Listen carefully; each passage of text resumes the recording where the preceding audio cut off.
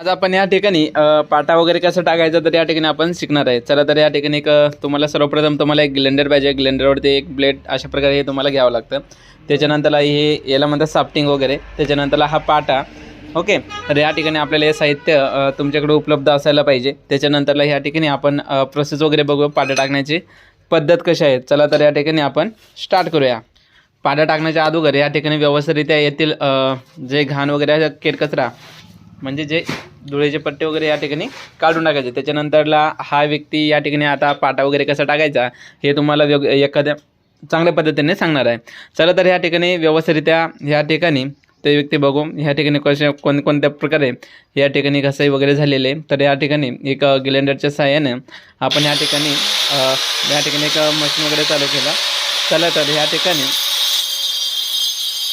अशा रीतीच्या माध्यमातून पाटा टाकण्याची प्रोसेस ही केली जाते. चला तर तुम्ही या ठिकाणी लाईव्ह प्रोसेस या ठिकाणी बघू शकता.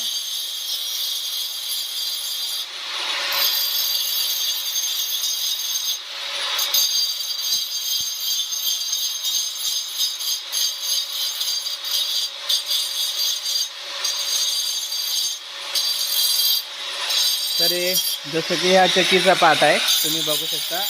हे जी चक्की आहे, ओके, तर या चक्कीचे दोन्ही पार्ट ह्या ठिकाणी टाकण्याची प्रोसेस या ठिकाणी चालू आहे. ओके, त्याच्यानंतर अशा रीतीच्या माध्यमातून या ठिकाणी घसाई वगैरे केली जाते.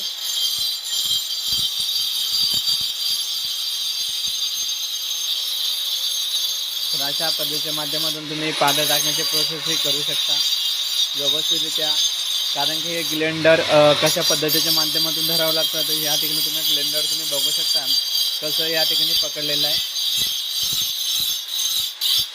तर तुम्ही या ठिकाणी बघू शकता. आता ह्या ठिकाणी गाला आपला व्यवस्थितरित्या घसाई योग्य पद्धतीच्या माध्यमातून झालेले आहे.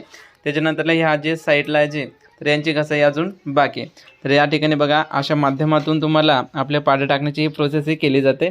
तर या ठिकाणी बघा अशा पद्धतीच्या माध्यम बोटाच्या साहाय्याने या ठिकाणी हा व्यक्ती तुम्हाला हे दाखवण्याचा प्रयत्न करत आहे. अशा पद्धतीच्या माध्यमातून तुम्हाला तुमच्या ग्लेंडरच्या साहाय्याने हे पाट्यावरती अशा प्रकारे ही घसाई केली जाते.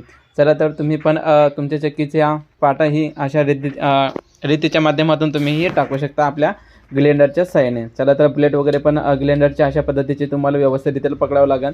त्याच्यानंतरला मशीन ही कशा पद्धतीने धरायचं तर हे तुम्हाला समजायला पाहिजे. ओके, अशा पद्धतीने तुम्ही तुमचा घरीसुद्धा या ठिकाणी पाटा